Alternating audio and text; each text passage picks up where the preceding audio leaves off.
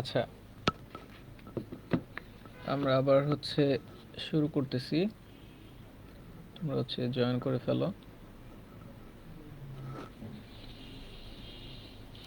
করে ফেলো।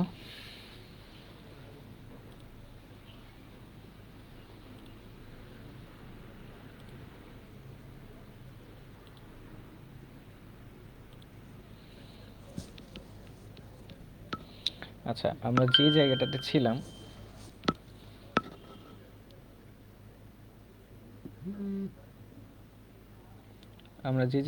ছিলাম সেটা হচ্ছে যে ফ্যাডে যে প্রথম সূত্রটা ছিল যে W equal to M I T by EF.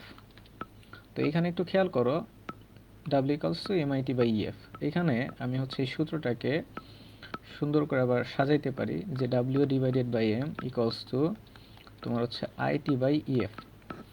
So এইখানে ডাব্লিউ বাই এম এর পরিবর্তে আমি লিখতে পারি N equals to I T by EF. যেখানে তোমার এন হচ্ছে তোমার মূল সংখ্যা, আর মূল মানে কি ডাব্লিউ বাই এম, অর্থাৎ গ্রামে প্রকাশিত ভর ডিভাইডেড বাই এম বা পারমাণবিক ভর। তো এইখান থেকে এটা লেখা যায় যে N equals to IT by EF. আবার আমরা এটাও জানি যে এন আইটি মানে হচ্ছে তোমার Q by EF. So ultimately এইখান থেকে তোমার একটা সূত্র লেখা যাচ্ছে Q equals to N EF. এই যে সূত্রটা,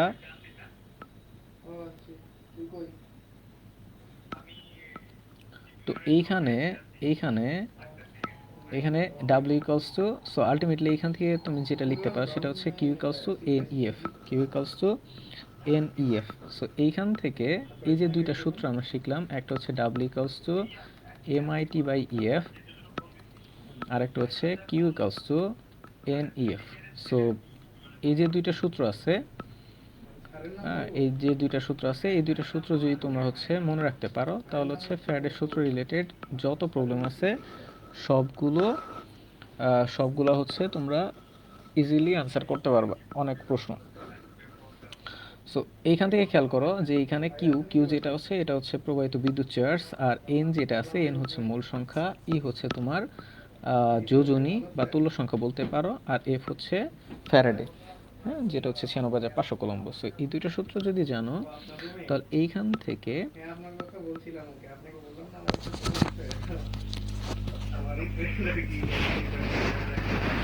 একটু আসতে ভাই।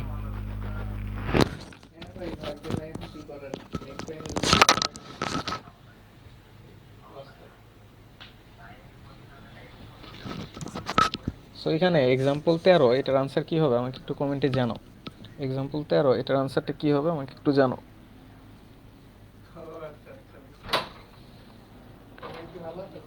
এক্সাম্পল 13, এটার আনসার কি হবে এটা আমাকে কমেন্টে একটু জানাও। দেখি পিয়াস কি বলছে। পিয়াস ইজ ওয়াচিং। ভাই আপনি ডিরেক্ট উদ্ভাসের স্লাইড দিয়ে ক্লাস নিলেই তো হয়। না ভাই, হয় না। আমি আমার স্লাইড দিয়ে ক্লাস নেই, উদ্ভাসের স্লাইড দিয়ে ক্লাস নিলে হয় না। ফরিদ মে is watching, Nila Nahar is watching. So এখানে 13 নাম্বার, এটার আনসার কি হবে এটা আমাকে একটু কমেন্টে জানাও।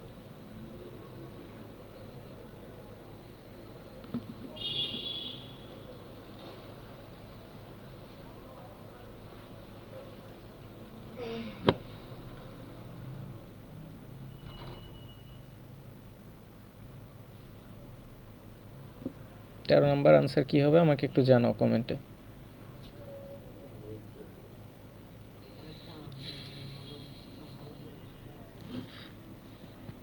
13 নাম্বার, এটার আনসার কি হবে আমাকে একটু কমেন্টে জানাও।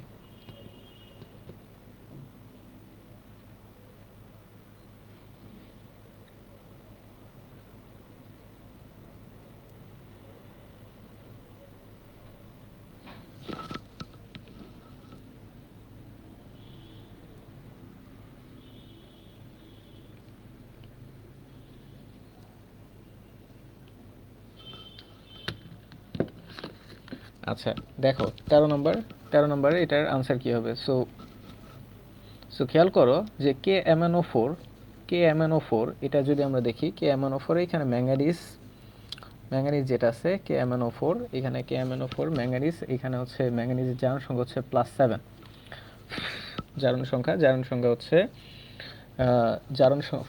জারণ সংখ্যা যেটা আছে, সো এখানে জারণ সংখ্যা ম্যাঙ্গানিজ KMnO4 এ ম্যাঙ্গানিজ জারণ সংখ্যা হচ্ছে +7। সো এখানে +7 থেকে তোমার হচ্ছে Mn+7 যেটা আছে, এটা থেকে হচ্ছে তোমার এইখানে Mn2 প্লাস হয়, Mn+7 থেকে Mn2 প্লাস হয়। তো এইখানে হচ্ছে তোমার 5টি ইলেকট্রন গ্রহণ করে, ম্যাঙ্গানিজ +7 থেকে 5টি ইলেকট্রন গ্রহণ করার পরে Mn2 প্লাস হয়। সো এখানে যে এই যে 5টা ইলেকট্রন আছে, সো এইখানে খেয়াল করো যে আমার হচ্ছে Mn+7 থেকে Mn2 প্লাস হওয়ার জন্য 5 মোল ইলেকট্রন প্রয়োজন হয়, 5 মোল ইলেকট্রন আমার প্রয়োজন হয়। সো খেয়াল করে এখানে ওরা বলছে যে 2 মোল Mn2 প্লাস তৈরি হতে কত কুলম্ব বিদ্যুৎ চালনা করতে হবে। সো খেয়াল করো 1 মোল Mn2 প্লাস তৈরি হইতে তোমার প্রয়োজন পড়ে হচ্ছে 5 মোল ইলেকট্রন। তাহলে এখানে 2 মোল Mn2 প্লাস তৈরি হইতে 5 × 2 সমান হচ্ছে 10 মোল ইলেকট্রন প্রয়োজন হবে। আর আমরা জানি যে 1 মোল ইলেকট্রনের জন্য 1 ফ্যারাডে বিদ্যুৎ লাগে। সো 10 মোল ইলেকট্রনের জন্য হচ্ছে তোমার 10 ফ্যারাডে বিদ্যুৎ প্রয়োজন হবে, 10 ফ্যারাডে বিদ্যুৎ হবে, 10 ফ্যারাডে বিদ্যুৎ প্রয়োজন হবে, 10 ফ্যারাডে। আর যদি হচ্ছে তোমার কুলম্বে প্রকাশ করো তাহলে হচ্ছে 10 এর সাথে 96500 কুলম্ব, এটা হচ্ছে তোমার করে দিবা, গুণ করে দিবা। আর এরপরে দেখো যে 14 নাম্বার যে প্রশ্নটা আছে, 14 নাম্বার প্রশ্নটা দেখো যে অ্যালুমিনিয়াম 3+ থেকে অ্যালুমিনিয়াম হতে এই বিক্রিয়ার মাধ্যমে 54 গ্রাম অ্যালুমিনিয়াম তৈরি করতে কত কুলম্ব বিদ্যুৎ প্রয়োজন হবে। 14 নাম্বার যে প্রশ্নটা আছে সেটা হচ্ছে অ্যালুমিনিয়াম 3+ থেকে অ্যালুমিনিয়াম হয়েছে 3টে ইলেকট্রন গ্রহণ করে এই বিক্রিয়ার মাধ্যমে 54 গ্রাম অ্যালুমিনিয়াম তৈরি করতে তোমার কত কুলম্ব বিদ্যুৎ প্রয়োজন হবে। সো দেখো এইখানে আমার যে সূত্রটা হবে সেটা হচ্ছে Q = NEF। সো এখানে খেয়াল করো যে আমার এখানে আছে 54 গ্রাম অ্যালুমিনিয়াম। সো এটাকে আমার প্রথমে মোলে নিতে হবে। সো অ্যালুমিনিয়ামের যদি হচ্ছে আমরা পারমাণবিক ভর দেখি তাহলে হচ্ছে 27 পারমাণবিক ভর। সো 54কে 27 দিয়ে ভাগ করলে তোমার আসবে হচ্ছে 2। সো n এর মান হচ্ছে 2, ই মানে হচ্ছে তুল্য সংখ্যা বা যোজনী বলতে পারো। অ্যালুমিনিয়ামের যোজনী হচ্ছে 3 × F। সো আলটিমেটলি হচ্ছে 6F বিদ্যুৎ প্রয়োজন হবে, বা 6 ইন্টু তোমার কুলম্বে যদি প্রকাশ করে 9500 কুলম্ব। সো ক্যালকুলেশন করলে যত কুলম্ব আসে এটা হবে আনসার। এরপর খেয়াল করো যে আমরা হচ্ছে এক্সাম্পল নাম্বার যদি হচ্ছে 15 দেখি, সেটা হচ্ছে কপার সালফেট দ্রবণের মধ্য দিয়ে তোমার হচ্ছে 965 অ্যাম্পিয়ার বিদ্যুৎ 1 আওয়ার ধরে প্রবাহিত করলে তোমার হচ্ছে 1 নম্বর প্রশ্ন হচ্ছে কত গ্রাম, এটা হচ্ছে ক্যালসিয়াম সালফেট। সো 1 নম্বর প্রশ্ন হচ্ছে যে কত গ্রাম ক্যালসিয়াম জমা হবে, আর 2 নম্বর হচ্ছে কতটি কপার পরমাণু জমা হবে। সো খেয়াল করো আমি হচ্ছে যদি 1 নম্বরটা বলি, 1 নম্বরটা হচ্ছে কত গ্রাম ক্যালসিয়াম জমা হবে। সো আমাদের সূত্র হচ্ছে কি W কি MIT/EF। সো এখানে খেয়াল করো যে এম হচ্ছে কি আমার বলছে কত গ্রাম ক্যালসিয়াম জমা হবে। সো ক্যালসিয়ামের পারমাণবিক ভর লাগবে যেটা হচ্ছে 40, আই হচ্ছে প্রবাহিত বিদ্যুৎ যেটা হচ্ছে 965 অ্যাম্পিয়ার, আর হচ্ছে টি যেটা আছে সেটা হচ্ছে 1 আওয়ার। সো 1 আওয়ার যেটা আছে এটা হচ্ছে সেকেন্ডে নেওয়া লাগবে, সো 3600 সেকেন্ড। আর যেটা আছে এটা হচ্ছে তোমার যোজনী। সো ক্যালসিয়ামের যোজনী হচ্ছে 2, আর এফ যেটা আছে এফ এর মান হচ্ছে 96500 কুলম্ব। সো এইগুলো যদি আমি এখানে বসাই, এম এর মান হচ্ছে 40, আই এর মান হচ্ছে তোমার 965, টি এর মান হচ্ছে 3600 সেকেন্ড, আর যেটা আছে সেটা হচ্ছে 2 × এফ হচ্ছে 96500 কুলম্ব। সো এইগুলো যদি বসাই এখানে ক্যালকুলেশন করার পর যেটা আসবে সেটাই হচ্ছে উত্তর, যে কত গ্রাম ক্যালসিয়াম জমা হবে। সো খেয়াল করো যে এখানে তোমার উত্তর আসবে হচ্ছে 720 গ্রাম। 40 × 965 × 3600 / 2 × 9500 কুলম্ব, উত্তর আসবে কত? 720 গ্রাম। সো এটা হচ্ছে 1 নাম্বার। এখন কথা হচ্ছে যদি যে সকল ইউনিভার্সিটি ক্যালকুলেটর ব্যবহার নাই সেগুলোতে তোমার হচ্ছে এইভাবেই দেয়া থাকবে, এরকম করেই দেয়া থাকবে, এই ফর্মেটই দেয়া থাকবে। আর যেগুলোতে তোমার ক্যালকুলেটর ব্যবহার আছে সেক্ষেত্রে তোমার ক্যালকুলেশন করে দিতে হবে। সেকেন্ড প্রশ্নটা ছিল কতটি ক্যালসিয়াম পরমাণু জমা হবে। সো খেয়াল করো যে এইখানে আমার ক্যালসিয়াম জমা হয়েছে 720 গ্রাম। সো আমি যদি এটাকে মোলে নিই তাহলে 720 গ্রাম ক্যালসিয়াম / 40 এত মোল আসবে, যে এত এত এত মোল আসবে। আবার n মানে কিন্তু আমরা এটাও জানি n divided by n of a, n divided by n of a। So আমরা এটা কিন্তু জানি n হচ্ছে পরমাণুর সংখ্যা, n হচ্ছে তোমার পরমাণুর সংখ্যা, nটা হচ্ছে তোমার পরমাণুর সংখ্যা, আর হচ্ছে n অফ a যেটা এটা হচ্ছে অ্যাভোগাড্রোর সংখ্যা। So ultimately n equals to আসবে n into n of a। তো খেয়াল করো এইখানে আমার যেটা মূল সংখ্যা আমি যেটা পাইলাম, সো এইখানে আমার হচ্ছে 720 divided by 40 into N of A যেটা এটা হচ্ছে অ্যাভোগাড্রোর সংখ্যা, অ্যাভোগাড্রোর সংখ্যা যেটা হচ্ছে 6.02 into 10 to the power 23, 6.02 10 to the power 23। So এই যে এখানে খেয়াল করো ক্যালসিয়াম পরমাণু কতটা জমা হবে, প্রথমে মূল সংখ্যাটা আমরা বের করে নিব, যে এখানে আমি যত গ্রাম পাইলাম সেটা হচ্ছে তোমার পারমাণবিক ভর দিয়ে ভাগ করে মূল সংখ্যা পাবো, ইন্টু হচ্ছে তার সাথে অ্যাভোগাড্রোর সংখ্যা গুণ করে দিলেই আমার কিন্তু কতটি পরমাণু জমা হবে এটা আমরা পাবো। আচ্ছা, পিয়াস জিজ্ঞেস করছে ভাই 13 নাম্বারটা আবার। সো দেখো এখানে এখানে প্রশ্ন করেছে কে MnO4 এর দ্রবণের মধ্যে দিয়ে কত কুলম্ব বিদ্যুৎ চালনা করলে 2 মোল Mn2+ তৈরি হবে। সো এখানে যদি দেখো কে MnO4 এইখান থেকে আসলে পাওয়া যায় হচ্ছে Mn2+ পাওয়া যায়, Mn2+ পাওয়া যায়। তোমরা হচ্ছে যদি chemistry third chapter, chemistry second পেপারের থার্ড চ্যাপ্টার জারণ বিজারণ সংক্রান্ত যে হচ্ছে তোমার বিক্রিয়াগুলো আছে, এই বিক্রিয়াটা যদি তোমাদের মনে থাকে, এখানে এমন একটা বিক্রিয়া ছিল যে KMnO4 প্লাস হচ্ছে সালফিউরিক অ্যাসিড, হ্যাঁ, প্লাস হচ্ছে তোমার ফেরাস সালফেট। তো এইগুলোর মধ্যে বিক্রিয়ার পরে তোমার তৈরি করা হচ্ছে K2SO4 প্লাস তৈরি করা হচ্ছে MnSO4 প্লাস এইখানে তৈরি করা হচ্ছে Fe2SO4 হ্যাঁ, প্লাস হচ্ছে পানি। সো এই বিক্রিয়াটার মধ্যে খেয়াল করো এখানে KMnO4 থেকে আসলে তৈরি হয় MnSO4। সো এইখানে খেয়াল করো যে KMnO4 এইখানে তোমার হচ্ছে ম্যাঙ্গানিজ, এটা থাকে হচ্ছে 7+ হিসেবে, অর্থাৎ এখানে KMnO4 এ ম্যাঙ্গানিজের জারণ সংখ্যা থাকে +7, আর বিক্রিয়ার পরে হয়ে যায় Mn2+ হয়ে যায়। সো Mn7+ থেকে Mn2+ হওয়ার জন্য খেয়াল করে এখানে জারণ সংখ্যা বা চার সংখ্যা হচ্ছে 5 ডিফারেন্স, তার মানে হচ্ছে এখানে 5টা ইলেকট্রন গ্রহণ করে। সো খেয়াল করো Mn7+ থেকে Mn2+ হওয়ার জন্য 5টি ইলেকট্রন গ্রহণ করতে হয়, অর্থাৎ 1 মোল Mn2+ হওয়ার জন্য 5 মোল ইলেকট্রন প্রয়োজন হয়। সো 2 মোল Mn2+ হওয়ার জন্য এখানে আসলে আলটিমেটলি 10 মোল ইলেকট্রন প্রয়োজন হবে, 10 মোল ইলেকট্রন প্রয়োজন হবে। সো এই যে এখানে যদি খেয়াল করি যে Mn7+ থেকে Mn7+ 5টা ইলেকট্রন গ্রহণ করে, এটা হচ্ছে যদি এই যে এখানে খেয়াল করে Mn7+ 5টা ইলেকট্রন গ্রহণ করে Mn2+ হয়েছে। সো 1 মোল Mn2+ হইতে 5টা ইলেকট্রন গ্রহণ করে। সো 2 মোল Mn2+ হওয়ার জন্য আলটিমেটলি এখানে 10 মোল ইলেকট্রন প্রয়োজন হবে, 10 মোল ইলেকট্রন। আর 10 মোল ইলেকট্রন মানে হচ্ছে তোমার 1 মোল ইলেকট্রনের জন্য, 1 মোল ইলেকট্রনের জন্য তোমার 1 ফ্যারাডে লাগে। সো 10 মিল ইলেকট্রনের জন্য তোমার হচ্ছে 10 ফ্যারাডে বিদ্যুৎ প্রয়োজন হবে। সো এই যে 10 ইন্টু 96,500 কুলম্ব, সো আলটিমেটলি হচ্ছে এত কুলম্ব বিদ্যুৎ। আশা করি বুঝতে পারছো। সো এই পেজটা একটা স্ক্রিনশট দিয়ে রাখবা, আর হচ্ছে এই এক্সাম্পল নাম্বার 6 যেটা আছে এটার আনসার কত হবে এটা আমাকে একটু কমেন্টে জানাও। এক্সাম্পল 6 কত হবে এটা আমাকে কমেন্টে একটু জানাও। এক্সাম্পল 6 এর তোমার হচ্ছে আনসার কত হবে এটা আমাকে একটু জানাও।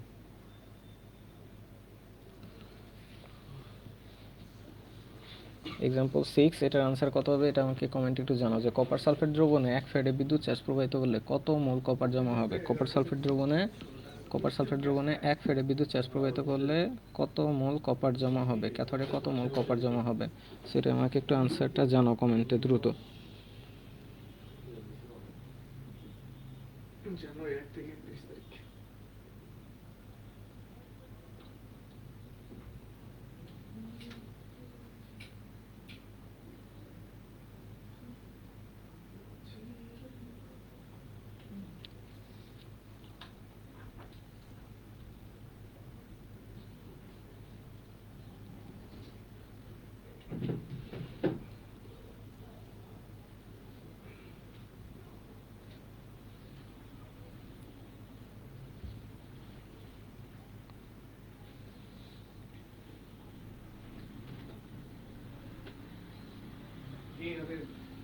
খাওয়া দাওয়া করা লাগবে না, হয়েছে?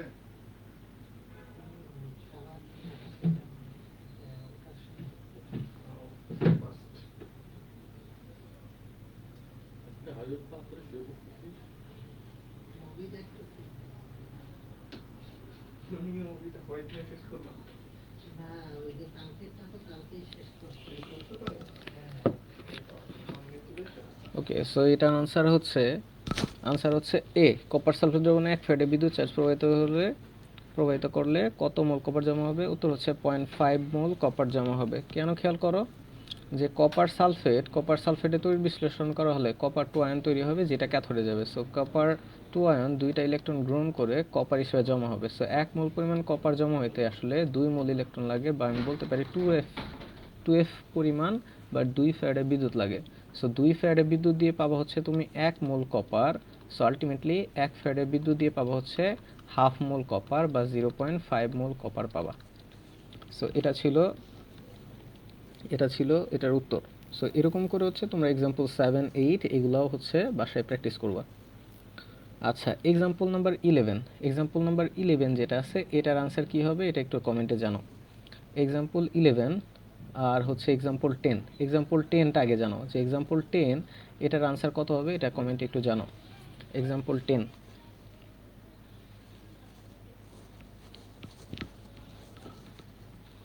এক্সাম্পল 10 আনসার কি হবে? Fe2+ দ্রবণ থেকে 56 গ্রাম লোহাকে তড়িৎদ্বারে জমা করতে 2F তড়িৎ লাগলে Fe3+ দ্রবণ থেকে একই পরিমাণ লোহাকে তড়িৎদ্বারে জমা করতে কি পরিমাণ তড়িৎ লাগবে?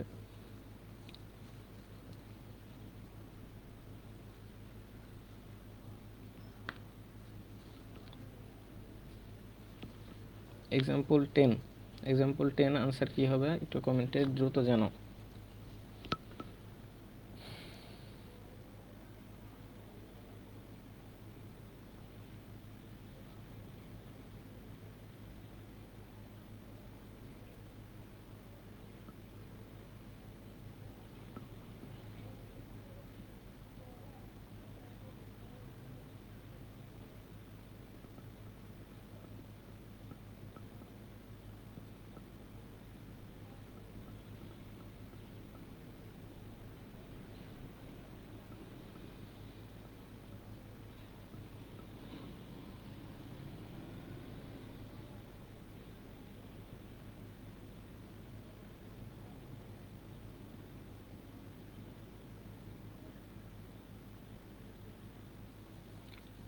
দশ নাম্বারটা পারলে 11 নাম্বারটার কি উত্তর হবে এটাও কমেন্টে দ্রুত জানাও।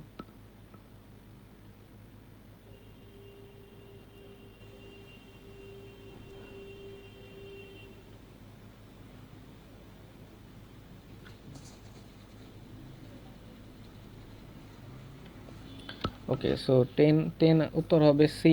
ভেরি গুড পিয়াস। 10 এর উত্তর হচ্ছে সি। সো খেয়াল করো যে Fe3+ থেকে 3টা ইলেকট্রন গ্রহণ করে হচ্ছে তোমার Fe পাওয়া যায়। তার মানে 1 মোল পরিমাণ Fe পাওয়া যায়। আর 1 মোল পরিমাণ মানে হচ্ছে 56 গ্রাম। আর Fe2+ থেকে যেটা পাওয়া যায় সেটা হচ্ছে Fe2+, 2টা ইলেকট্রন গ্রহণ করে হয় Fe, তার মানে 1 মোল Fe পাওয়া যায়। সো Fe2+ থেকে Fe বা 1 মোল Fe জমা হইতে তোমার হচ্ছে 2 মোল ইলেকট্রন লাগে বা 2 ফ্যারাডে বিদ্যুৎ লাগে। আর Fe3+ থেকে Fe হতে তোমার হচ্ছে Fe3+ থেকে Fe হইতে তোমার হচ্ছে 3 মোল ইলেকট্রন লাগে বা 3 ফ্যারাডে বিদ্যুৎ লাগে। সো আনসার হচ্ছে সি। আর 11 নাম্বার হচ্ছে খেয়াল করো যে গলিত সোডিয়াম ক্লোরাইডের মধ্যে দিয়ে 1 ফ্যারাডে বিদ্যুৎ চালনা করলে ক্যাথোডে জমাকৃত সোডিয়াম পরিমাণ কত? সো আমরা জানি এটা যে সোডিয়াম ক্লোরাইডের তড়িৎ বিশ্লেষণ করা হলে ক্যাথোডে পাওয়া যায় সোডিয়াম আয়ন, যেটা হচ্ছে একটা সোডিয়াম আয়ন একটা ইলেকট্রন গ্রহণ করে ক্যাথোডে 1 মোল সোডিয়াম পাওয়া যায়। আর 1 মোল সোডিয়াম মানে হচ্ছে তোমার কত গ্রাম? 23 গ্রাম। সো আনসার হবে হচ্ছে তোমার বি, 23 গ্রাম।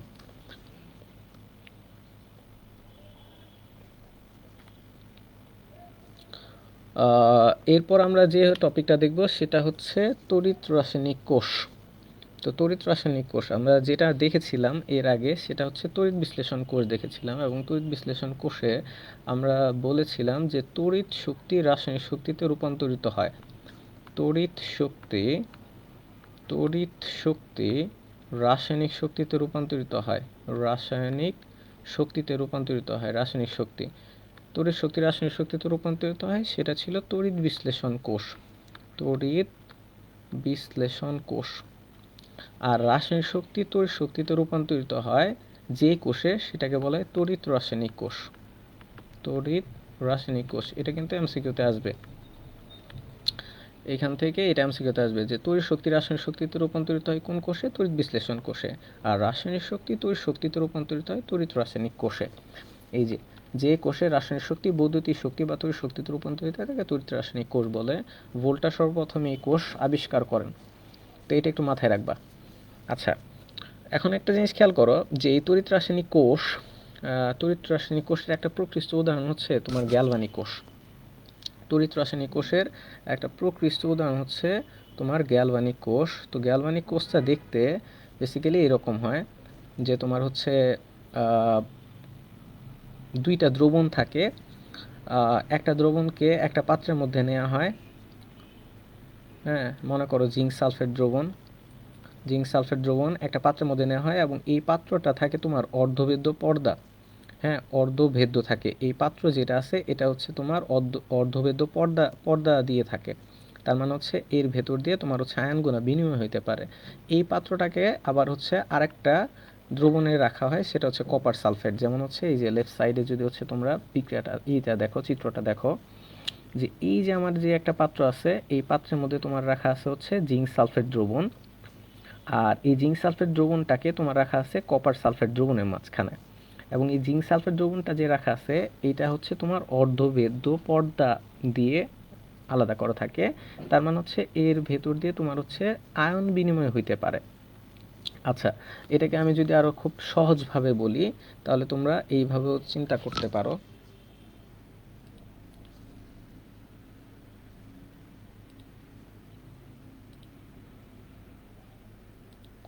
এইভাবে চিন্তা করতে পারো যে এরকম একটা পাত্র আছে, এই পাত্রের মধ্যে এখানে একটা অর্ধভেদ্য পর্দা আছে।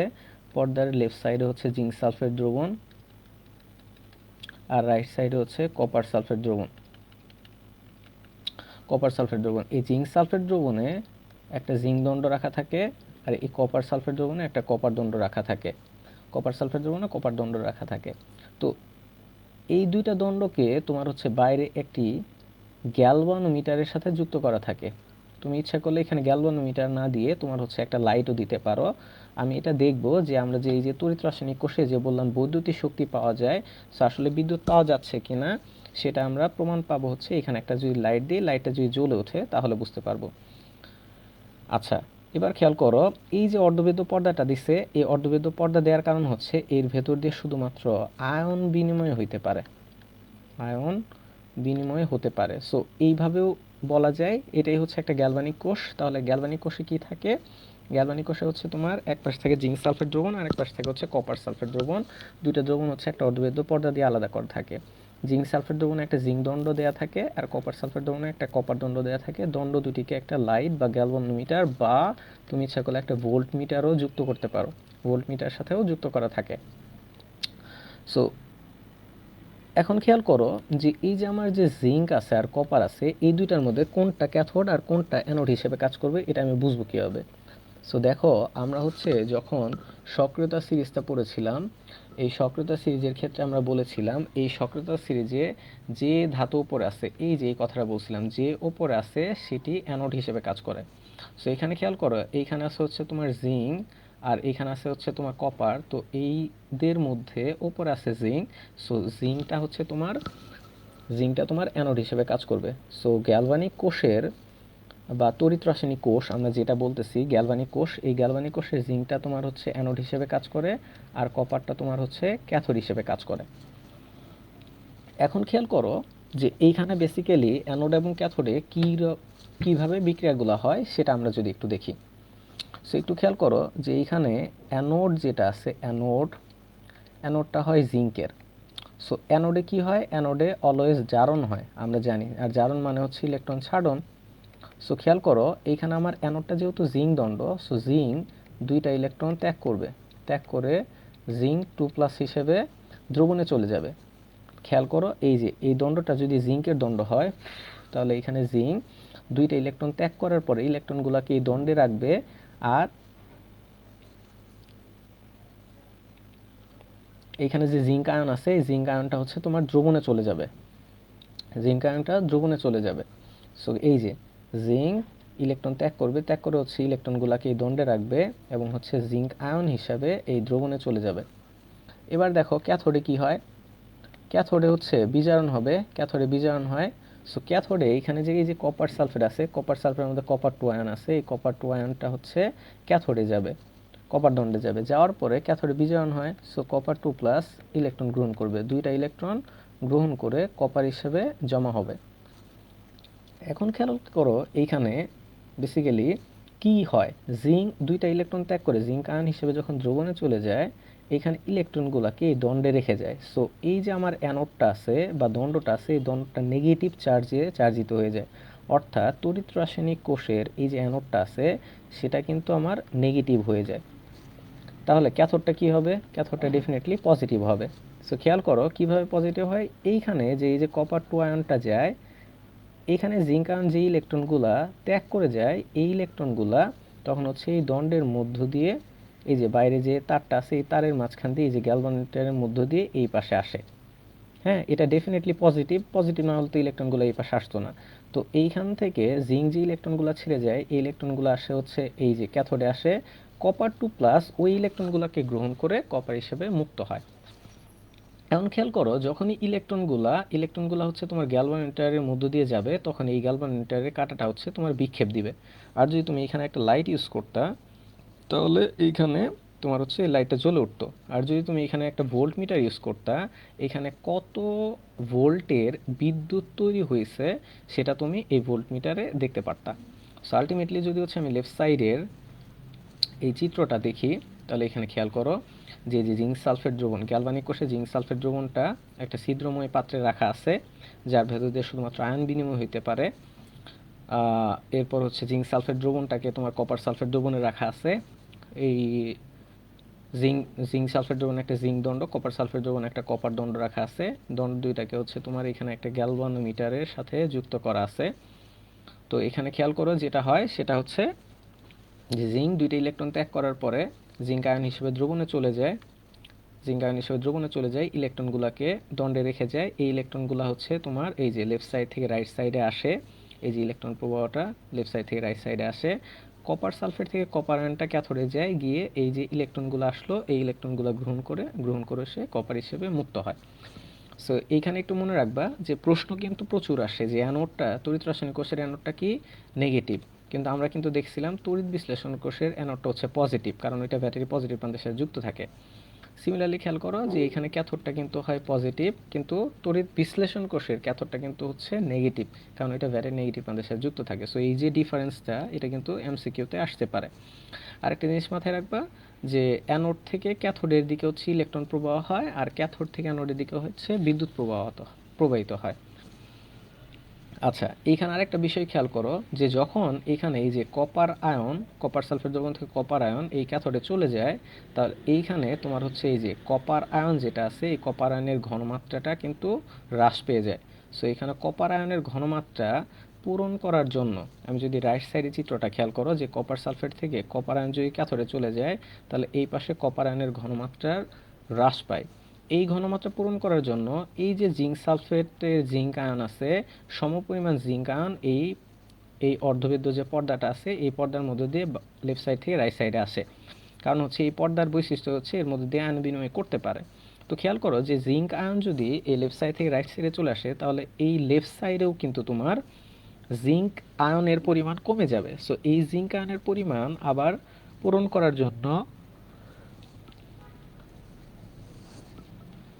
এইখান থেকে জিঙ্ক অ্যানোড সেটা হচ্ছে দুইটা ইলেকট্রন ত্যাগ করে জিঙ্ক আয়ন হিসেবে এই যে দ্রবণে আসে এবং আয়নের সাম্যতা রক্ষা করে।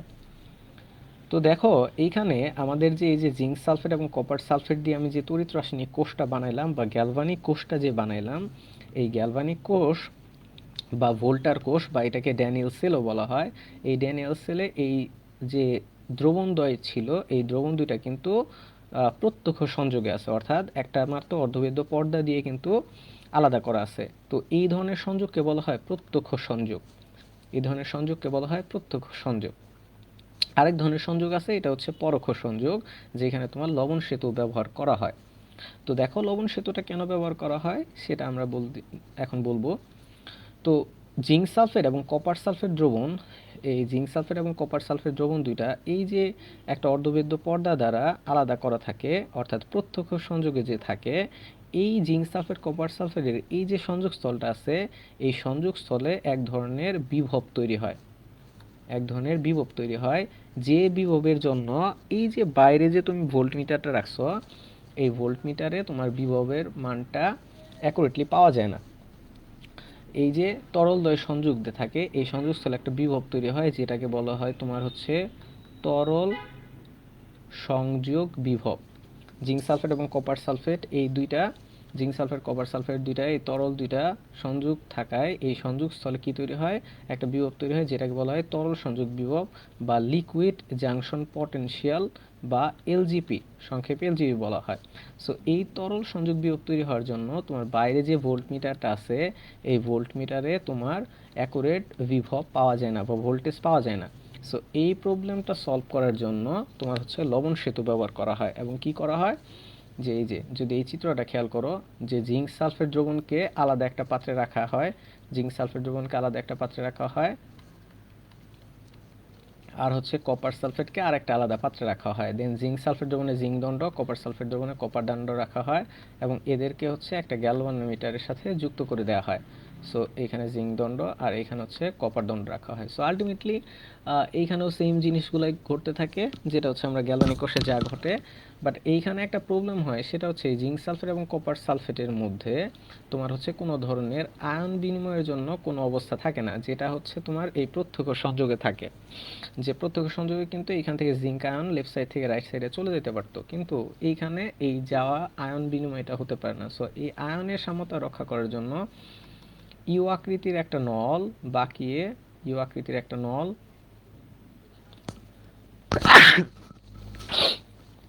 সো ইউ আকৃতির একটা নল এই দুইটা দ্রবণের মধ্যে ডুবানো থাকে। সো ইউ আকৃতির যে নলটা আছে, এই নলটাকেই বলা হয় সল্ট ব্রিজ, সল্ট ব্রিজ বা হচ্ছে লবণ সেতু। আর লবণ সেতুতে সল্ট হিসেবে রাখা হয় হচ্ছে তোমার potassium chloride, potassium nitrate, ammonium nitrate. এগুলো কিন্তু এমসিকিউতে কিন্তু এগুলো আসবে, যে লবণ সেতুতে লবণ হিসেবে কি কি ব্যবহার করা হয়, পটাশিয়াম ক্লোরাইড, পটাশিয়াম নাইট্রেট আর হচ্ছে অ্যামোনিয়াম নাইট্রেট, এগুলো ব্যবহার করা হয়। আচ্ছা, এবং এই ধরনের যে সংযোগটা আছে, এই সংযোগটাকে বলা হয় পরোক্ষ সংযোগ। পরোক্ষ সংযোগ, কারণ এই দুইটা কিন্তু ডিরেক্টলি সংযোগে নাই, এটাকে বলা হয় পরোক্ষ সংযোগ। তো খেয়াল করো যে এই যে আমার তড়িৎ রাসায়নিক কোষটা আছে, গ্যালভানিক কোষ, তো এই কোষে আমার হচ্ছে অ্যানোডে কি হচ্ছে, জিঙ্ক থেকে জিঙ্ক আয়ন হচ্ছে। সো এইটাকে অ্যানোডের যে কোষটা আছে, এই অ্যানোডে আমার জিঙ্ক থেকে জিঙ্ক আয়ন হচ্ছে, অর্থাৎ জারণ হচ্ছে, এই অংশটুকুকে বলা হয় অ্যানোড অর্ধকোষ। যে অংশটাতে হচ্ছে তোমার জারণ হচ্ছে, সেটাকে বলা হয় জারণ অর্ধকোষ বা অ্যানোড অর্ধকোষ। আর ক্যাথোডে আমার হচ্ছে বিজারণ, তো এই অংশটুকুকে বলা হয় হচ্ছে বিজারণ অর্ধকোষ। তো এইখানে আমার যে জারণ অর্ধকোষ আর বিজারণ অর্ধকোষ আছে, এই দুইটা কোষকে একত্রে বলা হয় পূর্ণ কোষ। সো এই পূর্ণ কোষটা যদি হচ্ছে রিপ্রেজেন্ট করতে যাও বা উপস্থাপন করতে যাও, অনেক জায়গায় আসে যে গ্যালভানিক কোষ উপস্থাপন করো, তাহলে উপস্থাপন করার সময় আমার হচ্ছে অ্যানোডে যেটা হয় সেটা লিখতে হয়, অর্থাৎ জিঙ্ক থেকে জিঙ্ক আয়ন হচ্ছে। সো এই যে স্ল্যাশটা, এই স্ল্যাশটা দিয়ে বোঝানো হয় হচ্ছে তোমার থেকে, অর্থাৎ অ্যানোডে জিঙ্ক থেকে জিঙ্ক আয়ন হচ্ছে, আর ক্যাথোড হচ্ছে কি কপার আয়ন থেকে হচ্ছে তোমার কপার। সো কপার আয়ন থেকে কপার হচ্ছে কপার আয়ন স্ল্যাশ কপার। এবং এইখানে যদি প্রত্যক্ষ সংযোগ থাকে তাহলে এদের মাঝখানে একটা দাগ দেয়া হয়, আর যদি এদের মধ্যে পরোক্ষ সংযোগ থাকে, লবণ সেতু থাকে, তাহলে এদের মধ্যে দুইটা দাগ দেয়া হয়। এই সো এটা একটু মাথায় রাখবা, যে এই যে প্রত্যক্ষ সংযোগের ক্ষেত্রে দেখো জিঙ্ক থেকে জিঙ্ক আয়ন হচ্ছে বা জিঙ্ক সালফেট হচ্ছে, আর কপার সালফেট থেকে কপার হচ্ছে বা কপার আয়ন থেকে কপার হচ্ছে। সো এটা লেখার নিয়ম হচ্ছে, যদি প্রত্যক্ষ সংযোগ থাকে তাহলে এক দাগ দিবা, আর লবণ সেতু থাকলে দুই দাগ দিতে হবে। সো এগুলো একটু মাথায় রাখবো, এগুলো একটু মাথায় রাখবো। আচ্ছা, আমরা যে এটা আলোচনা করেছি যে লবণ সেতু, হ্যাঁ, গলবানিক কোষের অন্যতম প্রধান অসুবিধা হলো এটা সুষম বিদ্যুৎ নিশ্চিত করতে পারে না। এই অসুবিধা দূর করার জন্য লবণ সেতু বা সল্ট ব্রিজ ব্যবহার করা হয়। একটা ইউ আকৃতির কাঁচনল যাতে গলিত বা পেস্টের মতো লবণ ঢুকানো থাকে। বেসিক্যালি এইখানে যে লবণগুলো ব্যবহার করা হয় তাদের আসলে সম্পৃক্ত দ্রবণ নেওয়া হয়। তো লবণ সেতুতে ammonium nitrate, potassium chloride, potassium nitrate ইত্যাদি সম্পৃক্ত দ্রবণ ব্যবহার করা হয়। তো এইগুলা হচ্ছে খ নম্বরের প্রশ্ন আসতে পারে, শর্ট কোশ্চেন আসতে পারে, মাথায় রাখবা। এমসিকিউতে তো অবশ্যই অবশ্যই আসতে পারে, সেগুলো একটু মাথায় রাখবা।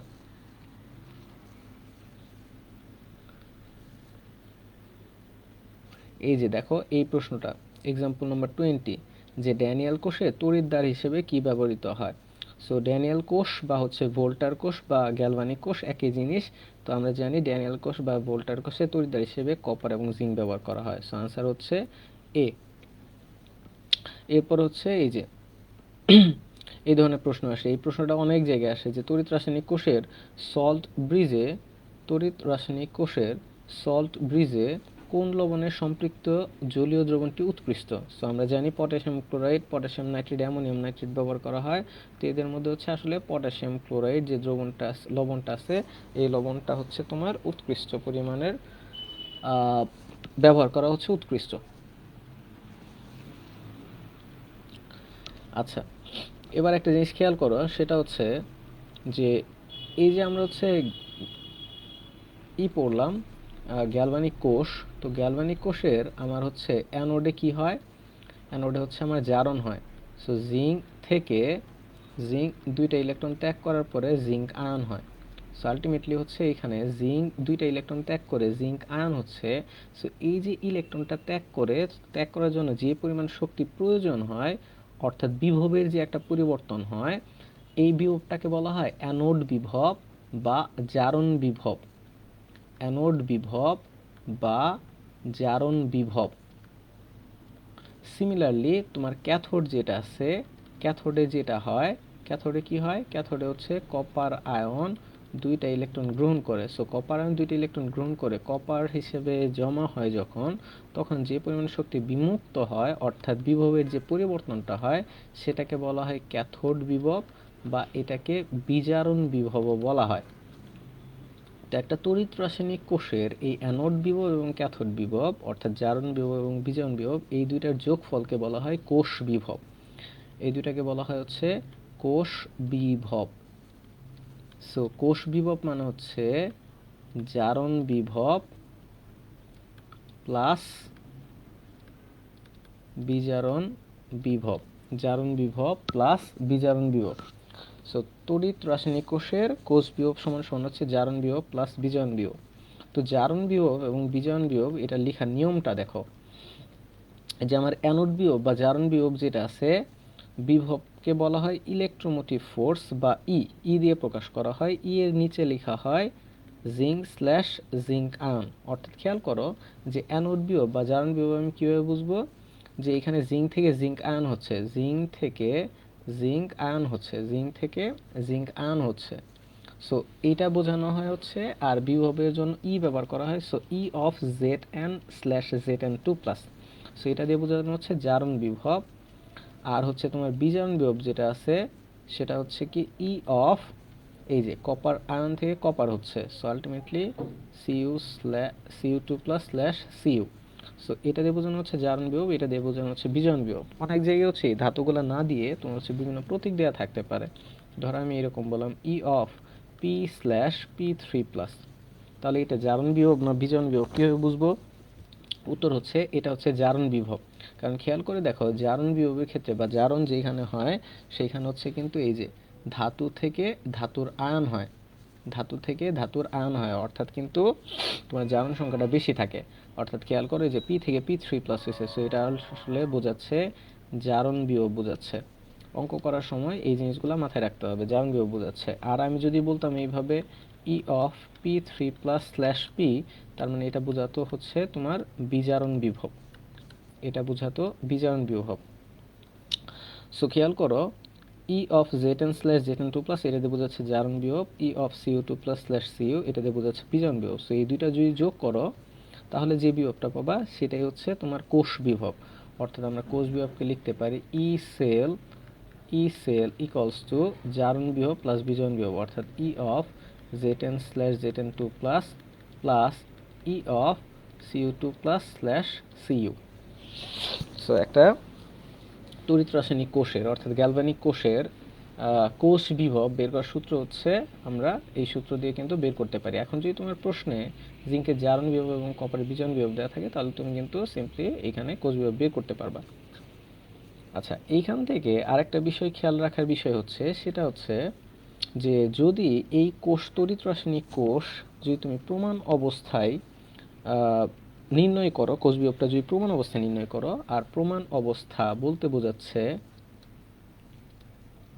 প্রমাণ অবস্থা বলতে আমি বোঝাচ্ছি যে প্রেসার হচ্ছে 1 অ্যাটমসফিয়ার আর টেম্পারেচার হচ্ছে 25°C বা 298 কেলভিন, এবং যদি ঘনমাত্রা বলি এস সেটা হচ্ছে 1 মোলার। এই তিনটা কন্ডিশনকে আমরা বলতেছি এই তিনটাকে আমরা বলতেছি হচ্ছে প্রমাণ অবস্থা। সো প্রমাণ অবস্থার ক্ষেত্রে এই কোষ বিভবগুলো লেখার নিয়মটা হচ্ছে তোমার এই যে এখানে একটা নট ইউজ করা হয়। আমি যদি বলি প্রমাণ জারণ বিভব তাহলে ই নট, যদি বলি কপারের ক্ষেত্রে যে প্রমাণ বিজারণ বিভব তাহলে ই নট, আর যদি প্রমাণ কোষ বিভব বলি তাহলে হচ্ছে ই নট সেল বলে। So E naught cell equals to E naught of Zn2 plus E naught of Cu2 plus Cu। So কোথাও যদি এই যে নট চিহ্নটা দেখো তাহলে বুঝতে হবে এটা প্রমাণ অবস্থা বোঝাচ্ছে। তার মানে প্রেশার 1 অ্যাটমসফিয়ার আর টেম্পারেচার হচ্ছে 25 ডিগ্রি বা 298 কেলভিন এবং ঘনমাত্রা হচ্ছে 1 মোলার। সো এগুলো কিন্তু এমসিকিউতে আসতে পারে, এই জিনিসগুলো একটু মাথায় রাখবা। ওকে, আচ্ছা, তো এইখান থেকে আরেকটা বিষয় মনে রাখার মনে রাখতেই হবে সেটা হচ্ছে যে একটা কোষের জারণ বিভবের মান যা বিজারণ বিভবের মানও সেটাই, তবে একটা যদি পজিটিভ হয় আর একটা হবে নেগেটিভ, একটা যদি নেগেটিভ হয় আর একটা হবে পজিটিভ, জাস্ট চিহ্নটা ভিন্ন হবে। যেমন খেয়াল করো, আমি যদি ই নট Zn2+/Zn বলি তার মানে বোঝাচ্ছে এটা জিঙ্কের বিজারণ বিভব।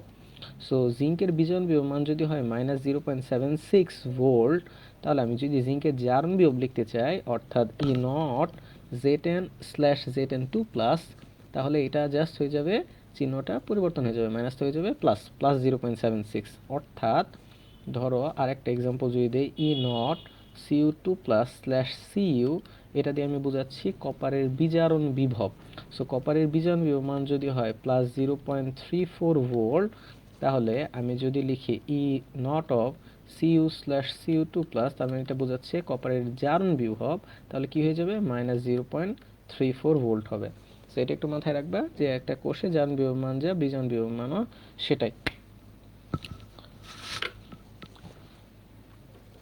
এটা একটা স্ক্রিনশট দিয়ে রাখবা, সেটা হচ্ছে এটা একটু বাসায় পড়বা।